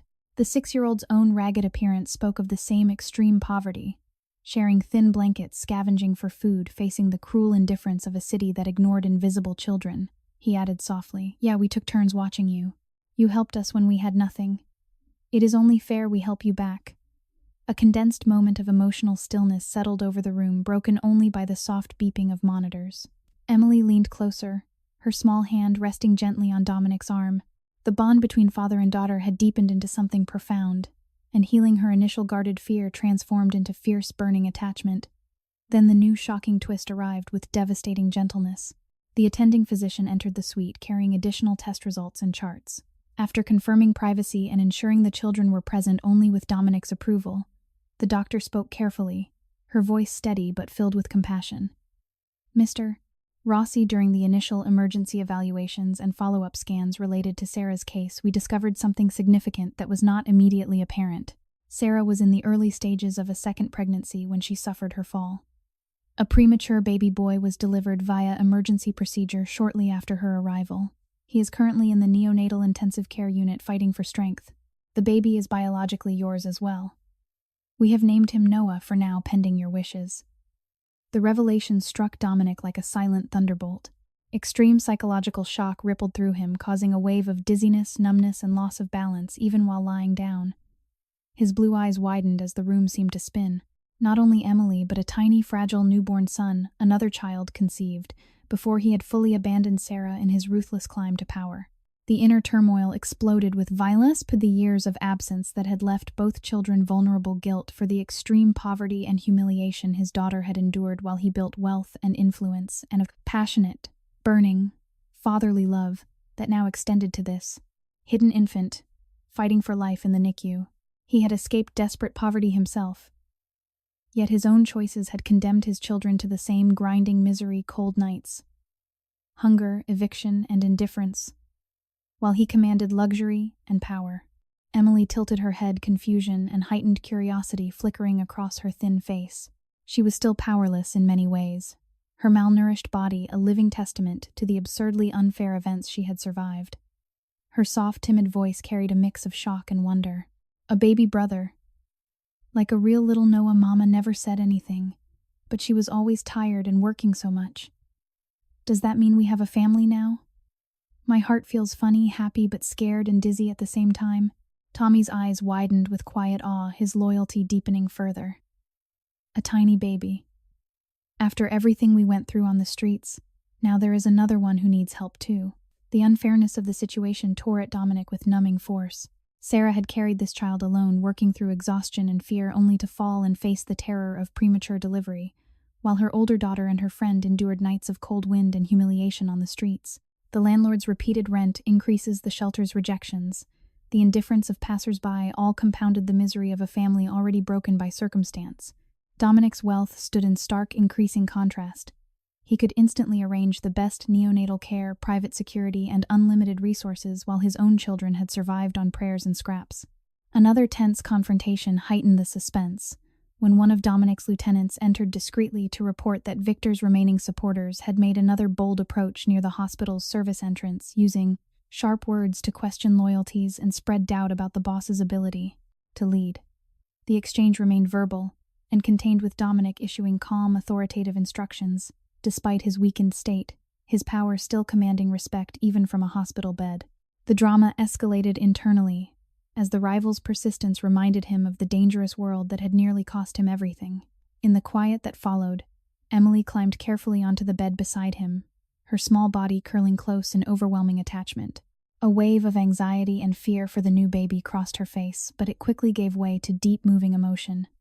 She whispered politely, her voice soft and trembling, "Daddy, can we go see Noah soon? I want to tell him that you are here now and everything will be okay. I prayed for a family so many cold nights when the wind made us shake. Now God gave us you and a little brother. It hurts inside thinking about Mama and the baby being alone before." The words caused Dominic's heart to tear with even greater violence.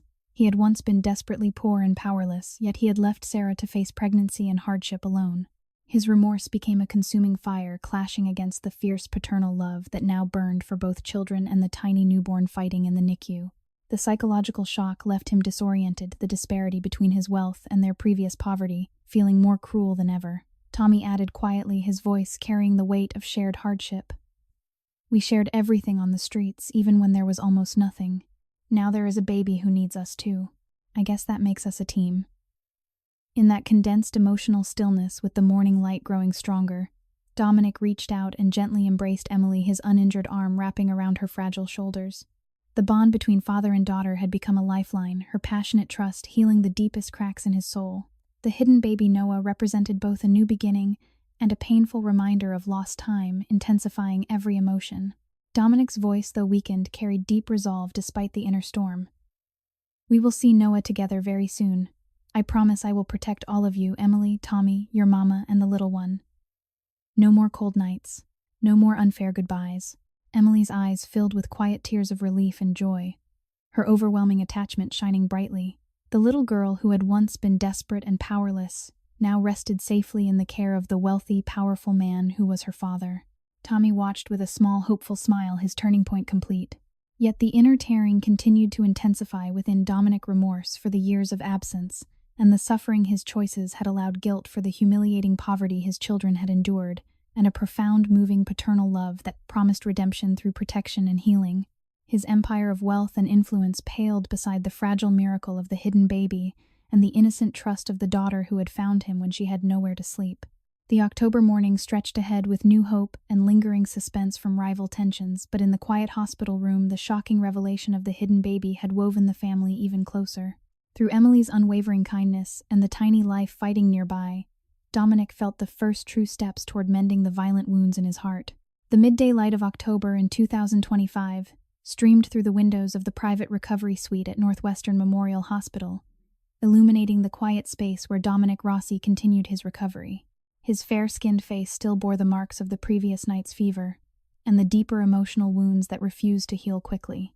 The powerful Mafia boss, whose legitimate construction empires and quieter enterprises commanded respect across Chicago, lay propped against pillows, his bandaged shoulder and side a visible reminder of the dangers that shadowed his world. Inside his chest, the violent emotional tearing had reached a new, almost unbearable intensity. The paternal love for Emily, which had burned with passionate, fierce intensity from the very first moment she approached him in Grant Park, now surged even stronger after the revelations of her true identity and the hidden baby brother, Noah.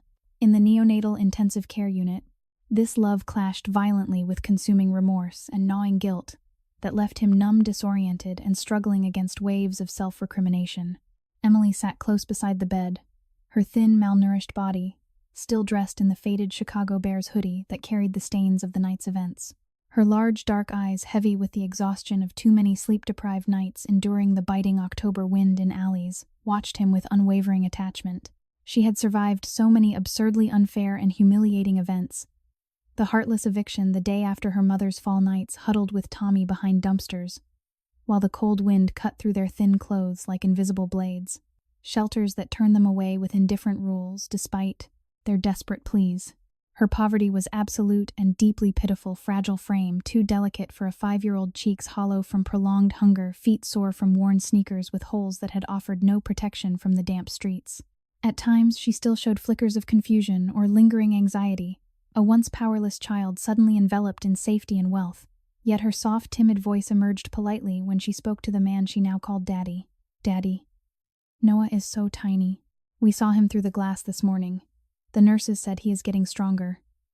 I told him you are here and everything will be okay now. Do you think Mama will wake up soon? I miss her voice so much.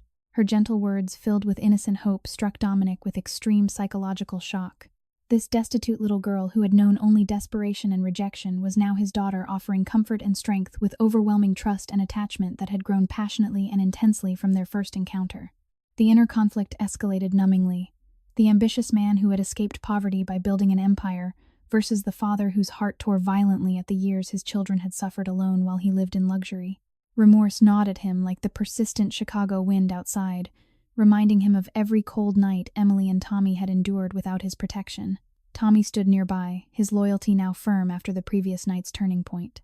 The 6-year-old's own tired eyes and ragged jacket spoke of the same extreme poverty, sharing thin blankets, scavenging for food, facing the cruel indifference of adults who looked away.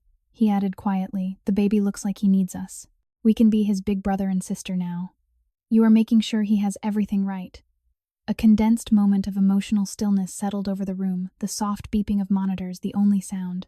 Emily leaned closer, her small hand resting gently on Dominic's arm. The bond between father and daughter had become a profound source of healing. Her initial guarded fear transformed into fierce burning attachment. Then the heightened drama erupted. Victor, Dominic's ruthless second-in-command, and the main antagonist, driven by pure greed, chose that moment to launch his final brazen assault. Learning that Dominic was still recovering in the hospital, Victor gathered a small group of loyal men and made a bold daytime approach. They did not storm the building with weapons drawn. Instead, they positioned themselves strategically near the main entrance and service areas, using sharp, aggressive words to create chaos and pressure. Hospital security and Dominic's own team responded swiftly, but the confrontation spilled into tense verbal standoffs in the corridors and outside the building. One of Dominic's lieutenants rushed into the suite, voice urgent but controlled. "Boss Victor's men are here. They are making demands at the entrance and spreading rumors to staff and visitors, trying to create panic. They say you are unfit to lead and that the organization needs new direction. It is getting loud out there." The drama escalated, increasingly confusing and numbing in its sudden intensity. Dominic rose slowly despite his injuries, his powerful presence undiminished. He positioned himself protectively in front of Emily and Tommy, his wealth and influence, allowing him to issue calm orders for heightened security without chaos spreading further inside the hospital. Emily's eyes widened with horror and anxiety. She swayed, slightly dizziness and numbness washing over her from the sudden stress, her thin body trembling as memories of past rejections flooded back. "Daddy, are those the bad men again? Like the ones who yelled at the park in the parking place?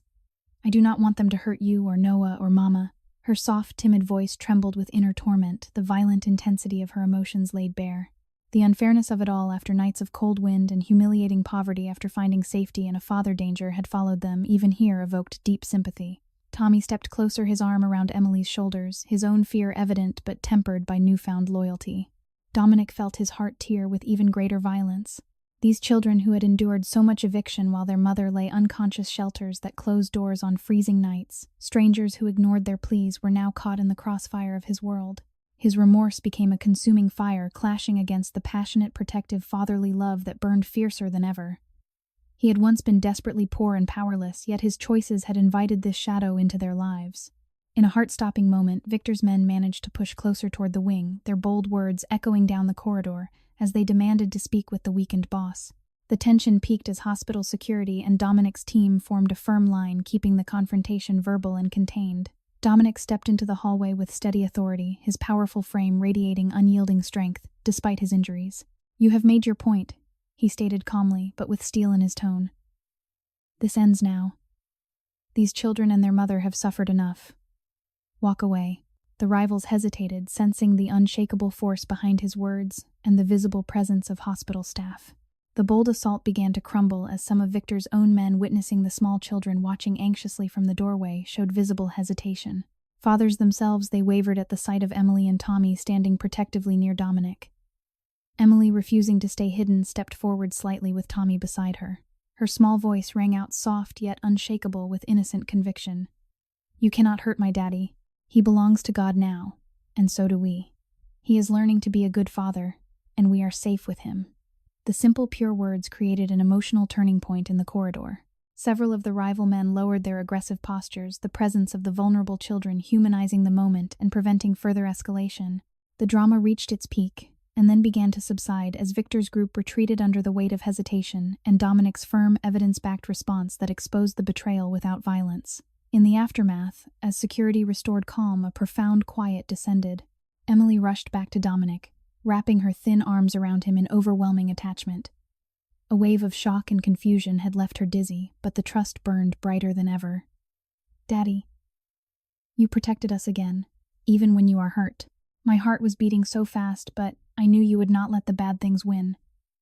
Tommy nodded, his voice thick with emotion. "I saw those men hesitate when Emily spoke. Maybe some of them have kids too. You are different from what I thought powerful men were like." Dominic knelt carefully, despite his pain drawing both children close.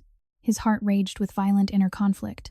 Remorse for the danger his world had brought near them, guilt for the years of humiliating poverty they had endured while he lived in luxury, and a deep, moving paternal love that now extended to the tiny Noah fighting in the NICU. The disparity between his wealth and their previous misery felt sharper than ever yet. In this heightened drama, the children's innocent kindness had once again become the shield that protected and healed him. Sarah, still unconscious in her nearby room, remained the quiet symbol of enduring goodness. Her kindness, a stark contrast to Victor's cold greed. The unfair events that had befallen the family, the fall, the eviction, the cold nights had led to this moment of intense confrontation and emotional revelation. In the condensed emotional stillness that followed, with rival tensions finally pushed back, Dominic held Emily tightly, his voice thick with resolve. "I will end this danger for good. You, Tommy, Noah, and your mama will never face those cold nights again. I promise." Emily looked up at him, tears of relief in her eyes, her passionate attachment shining like a beacon. The little girl who had once been desperate and powerless now stood as a source of strength, her trust healing the deepest wounds in her father's heart. The October day continued the heightened drama, leaving lasting ripples, but in the quiet hospital wing, the father-child bond had grown even stronger. Through the innocent faith and courage of two vulnerable children, Dominic felt the violent tearing in his heart slowly beginning to mend, replaced by a fierce determination to protect and raise his family with the compassion he had long and buried. The afternoon light of October in 2025 softened inside the private recovery suite at Northwestern Memorial Hospital, wrapping the room in a gentle golden hue that contrasted sharply with the emotional storm still raging within Dominic Rossi. His fair-skinned face, marked by the strain of recent wounds and fever, reflected the deep inner turmoil that had grown increasingly violent and consuming. The powerful Mafia boss, whose legitimate construction empires and quieter enterprises commanded respect across Chicago, sat upright in the hospital bed, his bandaged shoulder, and sighed, a physical echo of the dangers that had nearly shattered everything. Inside his heart, the paternal love for Emily burned with passionate, fierce intensity that had ignited from the very first moment she approached him in Grant Park. This love now clashed more violently than ever with consuming remorse and gnawing guilt, leaving him numb, disoriented, and torn between the man he had been and the father he desperately wanted to become. Emily stood close to the bed, her thin, malnourished body still clad in the faded Chicago Bears hoodie that carried faint reminders of the previous night's chaos. Her large, dark eyes, shadowed by chronic sleep deprivation from too many cold, wind-filled nights in alleys, shone with a mixture of lingering anxiety and overwhelming attachment. She had endured so many absurdly unfair and humiliating events: the sudden eviction while her mother Sarah lay unconscious after a terrible fall at her cleaning job nights, huddled with Tommy behind dumpsters as the October wind sliced through their thin clothes, shelters that turned them away with indifferent rules despite their desperate pleas. Her poverty was absolute and deeply pitiful. Fragile frame too small and weak for a 5-year-old, cheeks hollow from prolonged hunger, feet sore from worn sneakers with holes that had offered no protection from the damp, unforgiving streets. At times she still appeared confused or fearful, a once powerless child suddenly enveloped in safety and wealth, Yet her soft, timid voice emerged politely when she addressed the powerful man who had become her father. "Daddy, the bad men are gone now. I was so scared when they were yelling in the hallway. My heart was beating really fast and I felt dizzy like when we slept outside in the rain. But you stood up even when you were hurt. You protected us again." Her gentle words, filled with innocent relief and concern, struck Dominic with extreme psychological shock. This destitute little girl who had known only desperation and rejection was now his daughter, offering him comfort with overwhelming trust and attachment that had grown passionately and intensely from their first encounter. The inner conflict escalated numbingly. The ambitious man who had escaped poverty by building an empire versus the father whose heart tore violently at the years his children had suffered alone while he lived in luxury. Remorse gnawed at him like the persistent Chicago wind outside, reminding him of every cold night Emily and Tommy had endured without his protection, every unjust rejection they had faced. Tommy stood beside her, his loyalty now firm, and his young face showing quiet support. The 6-year-old's own tired eyes spoke of the same extreme poverty, sharing thin blankets, scavenging for food, facing the cruel indifference of a city that ignored invisible children. He added softly, "Those men looked mean, but when Emily spoke, some of them stopped. It was like they remembered they have families too. You made them go away without fighting." A condensed moment of emotional stillness fell over the suite, the soft beeping of monitors the only sound breaking the quiet. Emily climbed carefully onto the edge of the bed, her small hand resting gently on Dominic's uninjured arm. The bond between father and daughter had become a profound source of healing. Her initial guarded fear transformed into fierce, burning attachment. Then came the emotional climax. A nurse entered the room with urgent but hopeful news. Sarah, Emily's mother, had begun to stir from her long unconsciousness. The doctor followed closely behind, confirming that Sarah was waking. The family was quickly moved to Sarah's nearby room, where the kind woman lay pale against the white sheets, a thick bandage still wrapped around her head from the fall. Dominic helped Emily and Tommy to the bedside, his powerful frame moving with careful tenderness despite his own injuries. Sarah's eyes fluttered open slowly. She first saw her daughter, then Tommy, and finally her gaze settled on Dominic. Recognition dawned in her exhausted eyes, bringing fresh tears. "Arthur? No, Dominic," she whispered, her voice rough from days of silence. "Is it really you?" Emily climbed onto a stool beside the bed, gripping her mother's hand through the rails. Her voice was soft and polite, yet filled with overwhelming emotion. "Mama, he is here. God sent him, just like you said he would. He is my daddy, and he has been taking care of us. There is even a little brother named Noah in the special baby room. He is tiny, but getting stronger." The revelation washed over Sarah with visible shock and joy. She turned her head toward Dominic, tears streaming down her pale cheeks. "I tried to find you after I found out about Emily, but you had changed your number, moved on. I worked every day trying to give her everything I could. The landlord kept raising the rent. When I fell, they threw the children out. They slept on the streets for nights while I was here. It was so unfair, so cold and humiliating for them." The words painted a heartbreaking picture of Sarah's quiet endurance and the family's utter misery. Dominic felt his heart tear with even greater violence. Remorse crashed over him like a wave the years he had abandoned them, the extreme poverty his daughter had endured while he accumulated wealth and power, the absurdly unjust events that had stripped a hard-working mother and her children of every safety. His wealth allowed him to cover every medical expense, arrange the best care for Sarah and Noah, and provide security. Yet it could not erase the cold nights, the hunger, or the humiliation they had suffered. In that profound moment, Dominic lowered himself carefully to one knee beside the bed despite the pain in his shoulder. He looked directly into Emily's large, soulful eyes, his voice thick with deep emotion. "Emily, I was lost for a very long time. I chose power and ambition over the people who mattered. I left your mama when I should have stayed. You and Tommy have suffered so much because of my choices, cold nights with nowhere to sleep, hunger, fear, and rejection. I am so deeply sorry. But if you will let me, I want to be your daddy fully now. I want to protect you, raise you, and give you and your brother the safe home you deserve.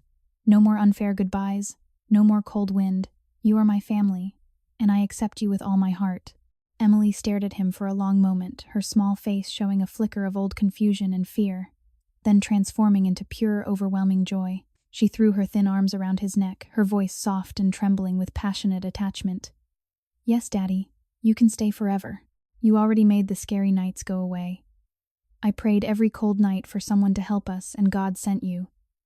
Now we have you, Mama, Tommy, and little Noah. My heart feels full instead of empty." Tommy stepped forward, his voice carrying the weight of his own emotional journey. "I was wrong about you at first. I thought all powerful men hurt kids like us, but you got hurt protecting us. You paid for everything and stayed. I guess I want to stay too, if you will have me as part of the family." The words caused Dominic's heart to tear with the most violent intensity yet. He had once been desperately poor and powerless, yet he had left his own child to face the same hardships. Now suddenly loved and depended upon by these vulnerable children, he felt extreme psychological shock and a profound moving release. His remorse and guilt collided with the fierce paternal love that had burned from the first moment, finally beginning to knit together into something whole. Sarah reached out weakly, her hand finding Dominic's. "You came back when we needed you most. The children healed something in you, and in me." In the quiet that followed, with rival tensions finally pushed back, and Victor's betrayal exposed through gathered evidence, a deep emotional stillness enveloped the room. Dominic held Emily close, then extended his other arm to include Tommy. The little girl who had once been desperate, impoverished, and powerless now rested safely in the embrace of the wealthy, powerful man who was her father. The disparity between his luxury and her previous humiliating poverty stood in stark relief, yet it only deepened his commitment. Another brief, tense confrontation occurred when a final message arrived from the remaining rival faction. But Dominic handled it with calm authority from the hospital room, his influence ensuring the threat dissolved without further escalation. The drama of the day had peaked, and now gave way to resolution. Emily looked up at him, tears of joy in her eyes. "See, Daddy, God really did send you. We do not have to sleep outside anymore. We have a family." Dominic pulled her closer, his voice breaking with genuine emotion. "Yes, my sweet girl. I accept you completely as my daughter. I will raise you, protect you, and be the father you deserve. Tommy, you are part of this family too. Noah and your mama will come home with us when they are strong enough. No more cold nights. No more fear." In that emotional climax, the once ruthless Mafia boss fully accepted the child he had rescued and who had rescued him in return. The inner tearing continued, but now it carried the promise of healing. The little girl who had nowhere to sleep had given her father a home in his own heart. The October afternoon faded into evening, but in the hospital room a new beginning had taken root through compassion, protection, and the unbreakable bond between a powerful man and the vulnerable child who had taught him what truly unfromsten mattered. The bright afternoon sun of October, in 2025, filtered through the windows of Northwestern Memorial Hospital as Dominic Rossi walked slowly out of the sliding glass doors, carrying the tiny newborn Noah securely in one strong arm while holding Emily's small hand with the other. Tommy walked proudly beside them, and Sarah moved carefully at Dominic's side, still weak but supported by his steady presence, and leaning gently against his shoulder. The Chicago air felt crisp and hopeful, carrying the faint scent of fallen leaves and the distant hum of the city. Dominic's fair-skinned face showed the lingering marks of his wounds, but his blue eyes held a profound peace that had been absent for years. The powerful Mafia boss, whose legitimate construction empires and quieter enterprises had brought him immense wealth, now moved with a humility born of deep inner transformation. Inside his heart, the violent emotional tearing had reached its most intense peak during the long days of recovery, only to begin resolving into something redemptive and whole. The paternal love for Emily, which had ignited with passionate, burning intensity from the very first moment she approached him in Grant Park saying she had nowhere to sleep, now filled him completely. This love clashed one final time with consuming remorse and gnawing guilt over the years of absence, leaving him momentarily numb before releasing into acceptance. Emily walked with light steps, her thin, malnourished body still showing the effects of her absolute poverty. The faded Chicago Bears hoodie now clean, but bearing the memory of too many cold, wind-filled nights, her cheeks slowly gaining color after days of proper meals and rest. She had endured deeply pitiful and humiliating conditions, deprived of food and sleep, cast onto the streets after the landlord's heartless eviction, while her mother lay unconscious, forced to huddle with Tommy in alleys where the October wind felt like knives against their fragile frames. At times she had been desperate, powerless, and overwhelmed by horror and anxiety, experiencing dizziness, numbness, and deep disorientation from exhaustion and fear. Yet now her soft, timid voice carried only joy as she looked up at Dominic. "Daddy, the sun feels so warm on my face. I remember nights when the wind made us shake and we had nothing to eat. It was so unfair, but you came and changed everything. I love you no matter what." Her words, polite and filled with overwhelming attachment, created a moment of quiet, condensed emotional stillness. Dominic felt extreme psychological shock ripple through him once more, reflecting the mindset of someone who had once been desperately poor himself, and was now loved and protected not by wealth alone, but by the innocent compassion of a life or one child. His remorse tore at him violently for the final time, but the passionate, fatherly love prevailed, teaching a powerful life lesson about how knowledge of one's past mistakes can open the door to true change. In that situation, the lesson became clear. Real education comes not from books or power, but from the hearts of the vulnerable who show us our own humanity. Tommy glanced back at the hospital, his loyalty now deep and unwavering. I used to think wealth and poverty separated people forever. But you showed us love has no color and no price. We were thin and hungry, yet you protected us like your own. Another tense confrontation occurred unexpectedly as they reached the waiting car. A small group from the remaining rival faction appeared across the street, their bold words carrying on the wind in one last attempt to challenge Dominic's resolve. Rossi, you think walking away with a family changes the streets? The exchange remained verbal and contained, with Dominic responding calmly from a distance, his powerful presence and gathered evidence ensuring the moment passed without escalation. The suspense heightened briefly, reminding everyone of the drama they had overcome, but it only strengthened the family's bond.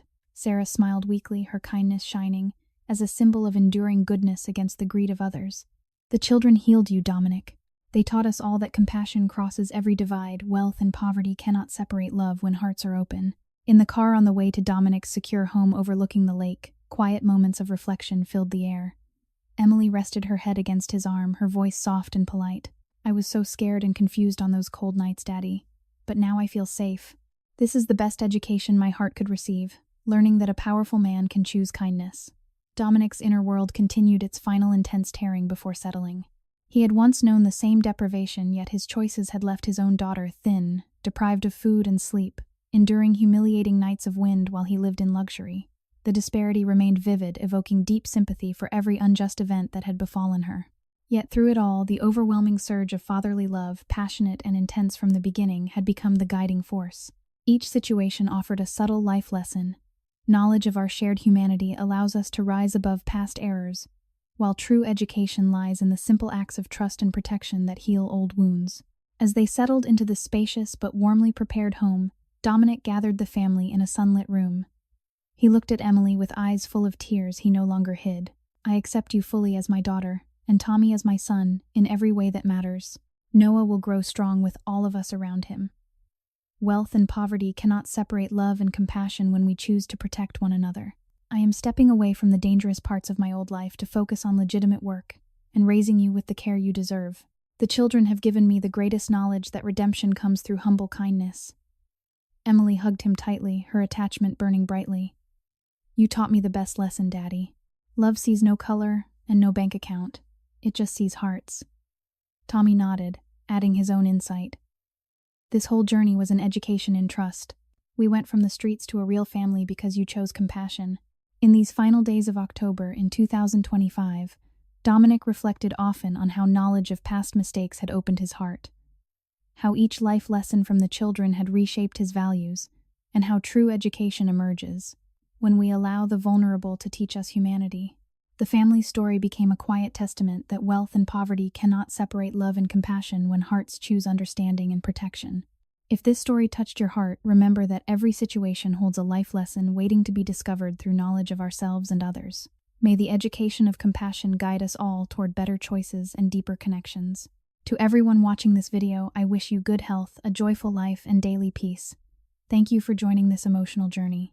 Please subscribe to the channel, like this video, and share it with friends, so you can enjoy many engaging videos every day. How did this story make you feel? How does it connect to real life in your own experiences?